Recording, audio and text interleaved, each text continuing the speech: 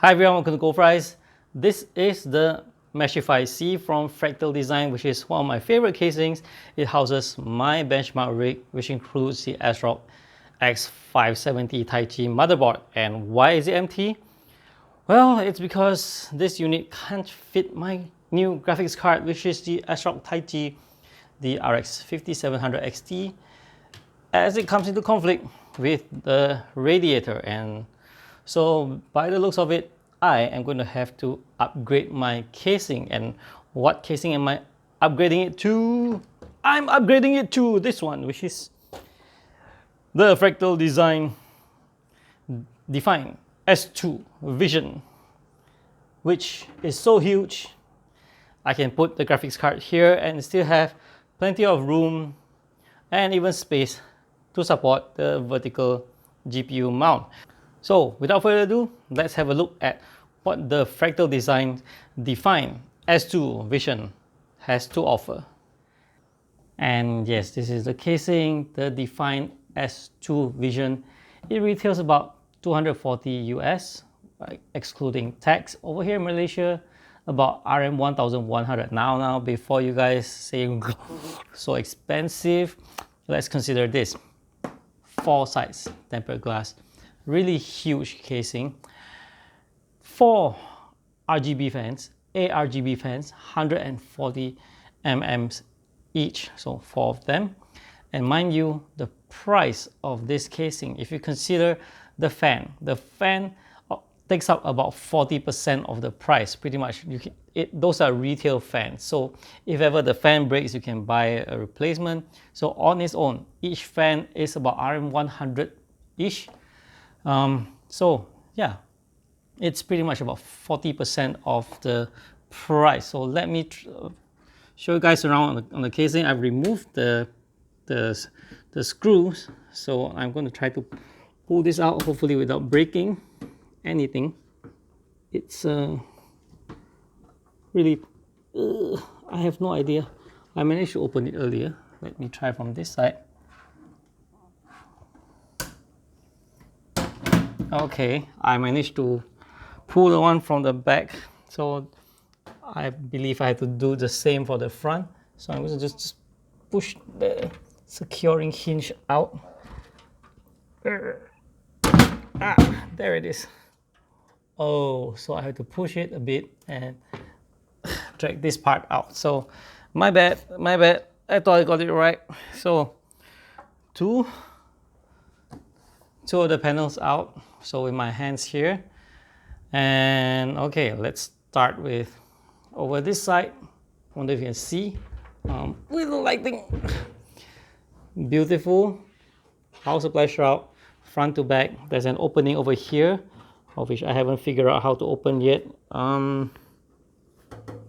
It has rubber grommets around for cable management. Let me see. Yeah, it has rubber grommets over here. Huge, really huge. Let me show you like what I did earlier. This is a very long graphics card and it fits inside here, and you can see that's the amount of space available on this casing. It mounts up to a 420 mm radiator on top. It comes, speaking of that, it comes with accessories, like besides the box of accessories, it has the filter for the top, and also something for you to change over here for you to mount the radiator. Currently the top is such that it is one piece of glass. Nice. And if you look over here, there's a vertical graphics card mount. And then let's look at the rear. So from this part, you could, let me angle it with the light so you can see better. Yeah. Front part, 2.5-inch drives. Here it holds 3.5-inch drives, and it's pretty much cable managed. Then there's a hub, and there's an Rgb controller, which I actually haven't discovered it yet, of which I know it's somewhere around. Yes, it has a controller for the fan, and then let me remove the front panel. It has a, you remove the filter first. The filter stretches from front to back, and let me pull out this. This is the front panel. So this is the front panel with glass, and then we're gonna have a look at the fans.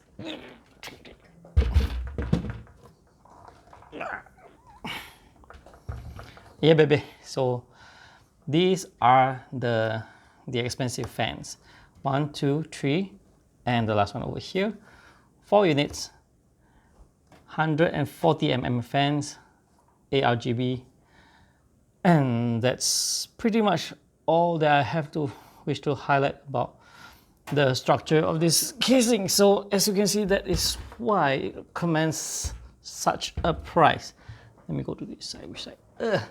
I'm looking at there's a monitor over here. Sometimes I get confused over the direction, but yeah, you pretty much get it now. This is how it is. The casing itself. Yeah. With that done, let's have a look at my final build for this rig. Solid stuff. Can't wait to power it up with everything on it. Yeah, it won't be a custom water loop because there's just too much.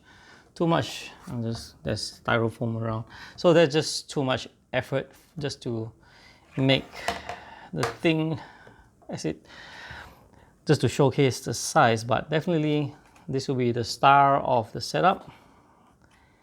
Won't be a custom loop, but definitely will be RGB and something nice to look at. So without further ado, yeah, let's have a look at the build.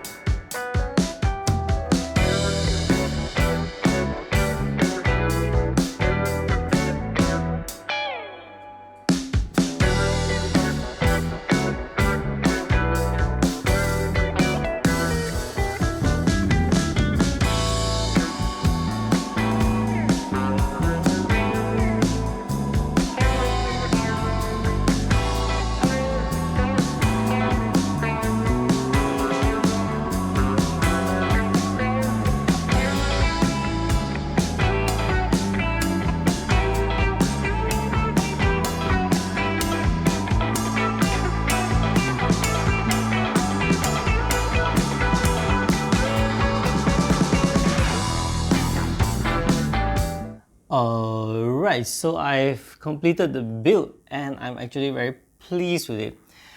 But something changed along the way. When I recorded the first half of the video, that was like a couple of weeks ago, price then of this casing was a lot higher. But price now, as in Malaysia, the price is now RM719, which is, wow, about 170 US. I saw Amazon is still 240 US, but over here now it's about 170 US, and that is superb for a casing of this caliber.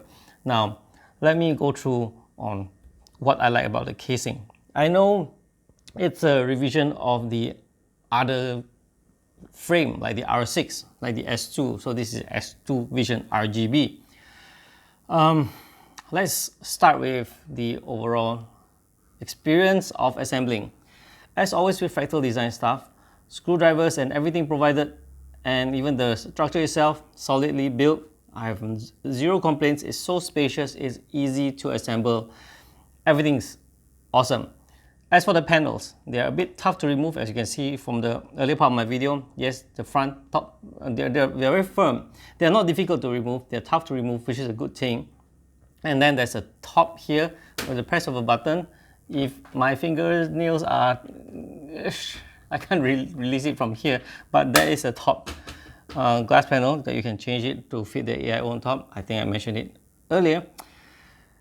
And as you can see, this is what they call the blackout glass. Look at the fan over at the back here, and the rear, and the exhaust fan, and look at the intake fans. Notice that the exposure is different. That's because This one makes everything dimmer. That's why it's called black out. Now, what I like best about this casing is that the thermals. That's it with my ASRock RX 5700 XT Tai Chi model. Whether or not I am using open side panel, closed side panel, and even a closed with the open front, the temperature remains the same at 77 degrees Celsius peak when I run Unigine superposition. That is really good because of many other casings that I've used, the temperature of the graphics card will be higher when it's closed. Now, I did try even, that was at maximum RPM, of course. That's how I always test. Because if at maximum RPM and the temperature, maximum fan airflow and the temperature is still rising, it just shows that the casing airflow isn't good enough. But this one, at the maximum airflow possible, it maintains the temperature, so that's really good. But at maximum RPM, it is really noisy. So what I did was I tried setting it to the lowest RPM, because the fans are connected to the hub and you can connect it to the motherboard, and I set it to the silent mode. It runs at the lowest possible RPM, and guess what? The temperature went from 77 to 78, which is 1 degree Celsius difference, which is, what can I say? Awesome. You can just run it at silent and it will work just fine for a setup like this. As you can see the setup, I'm having a Ryzen 7 3700X here with a deep cool Ryzen cooler, and ASRock X570 Tai Chi motherboard, and ASRock RX 5700 XT graphics card, the Tai Chi model. And you can see even with that, this is a really long graphics card, and there's still plenty of headroom here for you to meddle it, whether you want to have radiators, reservoirs, and whatever else you want to decorate. Put a figure in if you want, and the airflow looks good. This might be the only casing that I'm willing to put figures inside. So at current retail price of RM 719, which I don't know whether it's a sale, it looks like a sales price, or maybe a clearance price, I wouldn't know, but at that price point, it's definitely getting a gold badge from me. I'm going to talk about the badge now, and then I just realized that I haven't even talked about the rear part of it, of which it is awesome that though it's glass, so it's dim, so you don't actually get to see what's going on inside there. Meaning that if it's cable is slightly messy, if it's dark, you are not getting to, you don't actually see much. But allow me to turn it around for you to show you my horrible cable management. This is what it looks like here.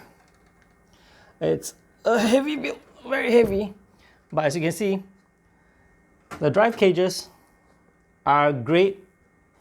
Not only can you house drive, if you don't house drive like I do, you can chuck all the RGB LED and power cables into here, and that's what I did. And I've connected it to the hub and everything.